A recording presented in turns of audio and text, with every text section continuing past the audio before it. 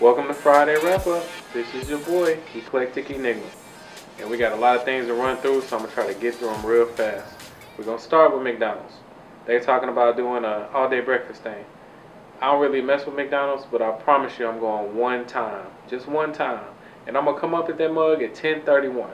Since they like to stop breakfast at 10:30. And I dare somebody to tell me that they ain't got no sandwiches. Everybody's experienced it. You come up to that mug at 10:25, waiting in line, and then you get up there at 10:30. Oh, we done with breakfast? Really? Just magically disappeared all the breakfast food? No. So I'm going there. I'm gonna order a sandwich, and I'm gonna have a card that's gonna decline. Since they want to play with me, I'm gonna play with them. Next, we're gonna talk about Brian Kilmeade from Fox News. There's been a lot of shark attacks going on, and one happened on live TV at a surfing competition in South Africa. Brian Kilmeade wanted to know why they don't clear the ocean of sharks before the event. Yeah, he actually said that on live TV. I guess he thinks that we have some kind of shark strainer that we stick into the ocean and just pick up all the sharks real quick, and then they can start surfing and swim safely. Or, I don't know, maybe he wants to push Professor X to the end of the ocean and he could just have mind control all over all the sharks and just be like, sharks, humans are not food, and expect them not to eat anybody. I don't know. That's probably the dumbest thing I've heard in a while, but it is Fox News, so I'm sure they'll top that tomorrow. Moving on, we're going to talk about Barack Obama going to Kenya, and CNN said it was oh my God, CNN said it was a hotbed of terror. I don't know where they get this stuff. Who comes up with this? If this is off the top of the dome, whatever, reading off a teleprompter, but hotbed of terror, I'm just going to let that marinate on y'all's minds real quick. Now moving on to Sandra Bland. Whew. In case you didn't know, she was a young black woman starting a new career in Texas and got pulled over because a cop sped up behind her. She was trying to get out of the way as a courtesy. He pulled her over, and one thing led to another, and she got arrested, and a couple days later she was found dead in her jail cell. Now, I want to talk about a couple things with this. First off, he got mad at her because she was irritated, and he asked her why she was irritated. She told him, you know, and then he got upset with her, and he was like, put out the cigarette. She didn't want to put it out, and he's like, get out of the car. Really? That should be unlawful. Need to check into it if it is or it isn't, but it should be unlawful. Now the problem comes where the officer said, prior to us watching the video, he was like, she assaulted me. Well, the video proves that he's lying. So that's lie number one. Lie number two, he said that he got kicked, and he didn't get kicked anywhere that I saw. But I did see her get slammed and tossed around like a rag doll.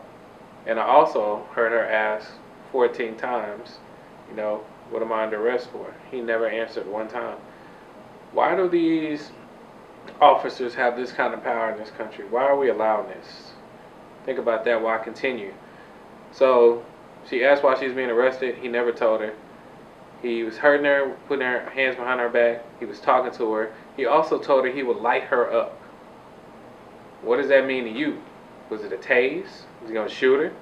I mean, that sounds like an officer threatening somebody. That's not like, you know, you're going to be under arrest or, you know, this, you're going to make it worse for you. He didn't say any of that. He said, I'm going to light you up. Why are officers allowed to speak to us civilians this kind of way and get away with it? But let's keep going. Let's just keep going. So there's the video. I'm sure you've seen it. If you haven't, you can find it almost anywhere of her and the arrest. The video was edited. Now this didn't come from me. This came from people who do video editing for a living. They said the video was edited, and they gave intervals at what point the video was edited. Why was the video edited? So we got a lying cop twice, and we got edited video. Now, they say she hung herself in her jail cell with a trash bag. Why was a trash can in there? They don't put them in there for safety reasons. At least they're not supposed to. So where did this magical trash can come from that was in the jail cell? Why was she in the jail cell by herself? There was some regulations or something. But you mean to tell me the time she got arrested on Friday until that Monday, nobody else got arrested and was thrown in there with her that was similar charging? Nobody? Just, no other black people, no other people could have got pulled over for the same reason? So then they said that, and the first autopsy came back defective.